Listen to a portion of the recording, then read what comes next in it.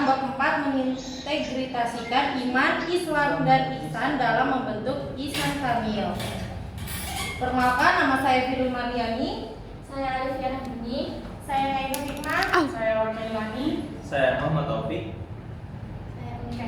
Langsung saja kita masuk. Ini ada gambar, yaitu orang beriman memandang dosa-dosanya seolah batu besar di puncak bukit. Dia takut kalau menimpanya. Ini tuh kutipan dari Abdullah bin Mas'ud, seorang sahabat Nabi Muhammad SAW, yang artinya meskipun dosanya mungkin tidak besar di mata orang lain, tapi dalam hatinya ia sangat takut akan akibat dosa itu dan khawatir akan murka Allah. Nah, itu ada masalah keimanan adalah masalah fundamental dalam Islam. Jangan sampai manusia merasa sudah beriman padahal imannya keliru karena tidak sejalan dengan kehendak Allah. Quran surah Sabah surah 34 dalam Al-Quran ayat 51 sampai 54. Artinya itu, dan alangkah hebatnya jikalau kamu melihat ketika mereka orang-orang kafir terperanjat ketakutan pada hari kiamat, maka mereka tidak dapat melepaskan diri dan mereka dianggap dari tempat yang dekat untuk dibawa ke neraka. Dan di waktu itu mereka berkata, kami beriman kepada Allah. Bagaimanakah mereka dapat mencapai keimanan dari tempat yang itu? Dan sesungguhnya mereka telah mengingkari Allah sebelum itu, dan mereka menduga-duga tentang yang gaib dari tempat yang jauh, dan dihalangi antara mereka dengan apa yang mereka inginkan, sebagaimana yang dilakukan terhadap orang-orang yang serupa dengan mereka pada masa dahulu. Sesungguhnya mereka dahulu di dunia dalam keraguan yang mendalam. Maksud kedua ayat di atas adalah bahwa Allah sekali-kali tidak mengajarkan manusia tentang semua perihal wujud dirinya yang gaib. Akan tetapi Allah memilih para rasulnya yang dikehendaki olehnya untuk menyampaikan wujud Allah. Perlu diketahui bahwa hal ini dilakukan Allah karena Dia sama sekali tidak akan pernah menampakkan dirinya di muka bumi miliknya, supaya keimanan kita mencapai ma'rifat billah, pengenalan kepada Allah. Maka satu-satunya cara menurut Al-Quran adalah bertanya kepada ahli zikir, sebagaimana firman-Nya, fas'alu alat zikri in kuntum la ta'lamun. Maka bertanyalah kepada orang yang mempunyai pengetahuan jika kamu tidak mengetahui. Quran surat An-Nahl ayat 16, surah 16 ayat 43, dan Quran surat Al-Anbiya ayat 21 surah 21 ayat 7.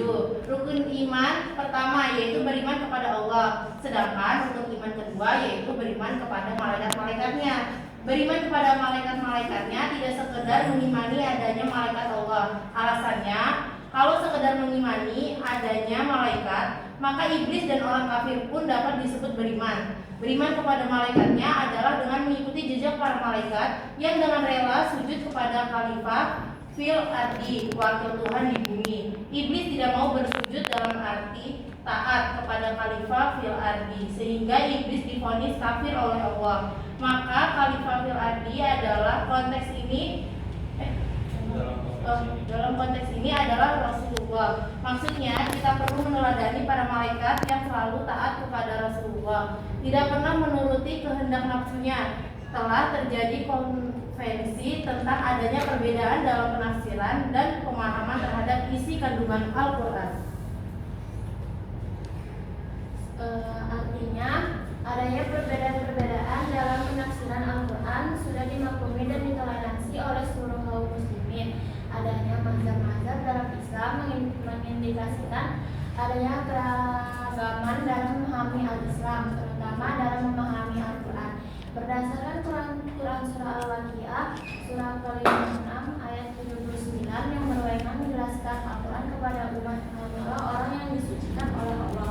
Di luar itu bisa menjelaskan Al-Quran atas dasar penjelasan dari orang yang disucikan itu. Orang yang bisa menjelaskan Al-Quran itu tidak lain adalah Rasulullah SAW. 1. Urutan dalam prioritas dalam mengamalkan Al-Quran. Mengamalkan perintah Al-Quran harus dilakukan secara berurutan dan dengan prioritas. Itu suatu perintah baru sah dilaksanakan setelah perintah sebelumnya terpenuhi. Contoh, sholat sebagai perintah dalam Al-Quran harus dilakukan dalam keadaan suci tanpa hadas besar atau kecil. Lebih lanjut, sholat yang sah harus memenuhi syarat dan rukun sholat yang ditetapkan Rasul seperti gerakan dan bacaan, memenuhi hakikat yang bertujuan untuk mengenal Tuhan, zikri, Quran surat Toha surah 20 ayat 14, sehingga sholat harus disertai zikir dan niat yang lurus. Jika sholat memenuhi kedua aspek ini, ia dapat mencegah perbuatan keji dan munkar. Ada di Quran surah Al-Ankabut surah 29 ayat 45. Hal ini menunjukkan pentingnya urutan dan ibadah untuk mencapai manfaat spiritual yang sesungguhnya. Yang ketiga, rukun iman kelima, beriman kepada hari akhir berarti meyakini bahwa itu adalah tempat kembali manusia ke asalnya di sisi Tuhan yang berkuasa. Quran surah yang dirujuk fi mabdi sibkin inda malikin muqtadir. Ini melibatkan pengenalan dan penghayatan Tuhan al-Ghaib sejak di dunia melalui zikir dan amal soleh. Orang yang selalu mengingat Tuhan dan menjalankan ibadah dengan benar akan merasakan keyakinan hari akhir bila akhiratukum yuqinun. Kehidupan akhirat dimulai dari pengalaman spiritual di dunia, karena kematian ditentukan oleh keadaan seseorang saat ini. 4. Rukun iman ke-6, beriman kepada takdir. Beriman kepada takdir baik atau buruk berarti meyakini dan mengenali Tuhan sebagai sang pembuat takdir yang adalah segala-segalanya. Cara mengamalkannya, pertama, bersihkan keyakinan diri agar hati selalu terhubung dengan Tuhan. Semua peristiwa dalam hidup, termasuk ujian dan cobaan berat, adalah bagian dari proses ini. Selanjutnya, peringatan Imam Al-Ghazali terhadap ibadah yang dilakukan tanpa keikhlasan atau dengan cara yang tidak benar. Yang pertama ada ujian dan cobaan dalam hidup. Setiap manusia akan diuji oleh Allah dalam berbagai bentuk. Ujian tersebut bisa berupa kesulitan hidup seperti kemiskinan, kehilangan harta, jabatan, kesehatan, bahkan nyawa.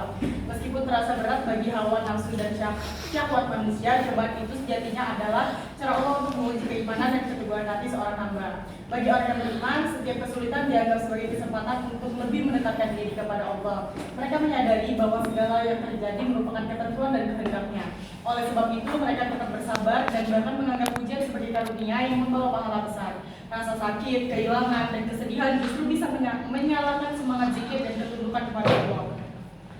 Sebaliknya, jika seseorang diberikan kemudahan dan kebahagiaan dalam hidupnya seperti kekayaan, jabatan tinggi, dan kehidupan nyaman, hal itu tidak selalu berarti bahwa Allah sedang meridhoinya. Justru kemakmuran bisa menjadi ujian yang lebih berat karena dapat menimbulkan kesombongan dan rasa aman palsu dari Allah. Orang yang beriman akan berhati-hati terhadap nikmat dunia agar tidak menjauhkan dirinya dari Allah. Mereka berusaha memanfaatkan segala yang diberikan Tuhan untuk beribadah, bersyukur, dan menolong sesama. Yang kedua ada penyimpangan dari ajaran Islam. Selanjutnya teks mengutip firman Allah dalam Quran surah Ali Imran ayat 19-20 yang menjelaskan bahwa agama yang diridhoi Allah hanyalah Islam. Namun banyak orang yang menyimpang dari ajaran tersebut, termasuk di antara mereka yang menguasai kitab suci sebelumnya atau Alkitab. Penyimpangan itu terjadi karena sifat sombong, kedengkian, dan penolakan terhadap kebenaran yang datang dari Allah. Mereka menolak petunjuk dan malah berdebat setelah mendapatkan ilmu. Padahal Allah Maha mengetahui segala perbuatan hamba-Nya. Selanjutnya ada kajian kembali terhadap ibadah. Teks kemudian mengajak pembaca untuk mengkaji ulang ibadah-ibadah dalam rukun Islam seperti sholat, zakat, puasa, dan haji. Apakah sudah dilakukan dengan benar dan sesuai dengan tujuan syariat? Imam Al-Ghazali memberikan pernyataan keras mengenai ibadah yang sesat, yaitu ibadah yang dilakukan bukan karena Allah atau dilakukan dengan cara yang tidak sesuai dengan kehendaknya. Imam Al-Ghazali dalam kitabnya bahwa menulis bab khusus berjudul penggolongan ahli ibadah yang tertipu. Untuk menjelaskan hal ini, ia mencontohkan ibadah haji. Banyak orang yang mampu berhaji, tetapi hartanya diperoleh dari hasil yang haram seperti penipuan, penggelapan, atau kekerasan terhadap orang lain. Akibatnya, ibadah tersebut kehilangan nilai sucinya. Selain itu, ada juga orang yang berulang kali menunaikan haji, namun memiliki hutang yang belum dibayar atau kewajiban sosial yang diabaikan.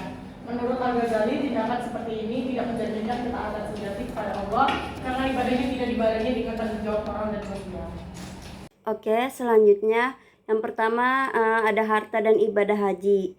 Harta yang diperoleh dari cara haram seperti penipuan atau penggelapan tidak dapat menyucikan diri.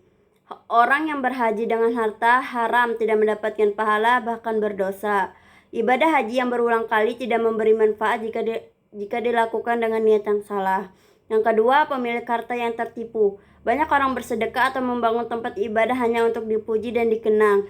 Padahal niat ibadah yang salah tidak diterima. Sebaiknya sedekah dilakukan dengan ikhlas tanpa pamrih atau pamer. Yang ketiga itu ada makna ihsan. Ihsan berarti menyembah Allah seolah-olah melihatnya. Walaupun manusia tidak bisa melihat Allah, Allah selalu melihat manusia. Ihsan dicapai dengan menghadirkan Allah dalam hati dan meningkatkan kualitas iman dan amal. Yang keempat, konsep insan kamil. Istilah insan kamil yang artinya manusia sempurna diperkenalkan oleh Ibnu Arabi pada abad ke-14. Ia membedakan dua jenis manusia. Ada insan kamil yang artinya sempurna dan monster setengah manusia. Menjadi insan kamil berarti mencapai kesempurnaan akhlak dan iman. Baik, di sini ada konsep insan kamil atau manusia sempurna. Konsep insan kamil pertama kali diperkenalkan oleh Syekh Ibnu Arabi pada abad ke-14. Ia menyebutkan bahwa manusia terbagi dua, insan kamil yaitu manusia sempurna yang telah meninggalkan sifat kehewanan dan hawa nafsu, serta monster setengah manusia yaitu mereka yang belum mampu mengendalikan diri.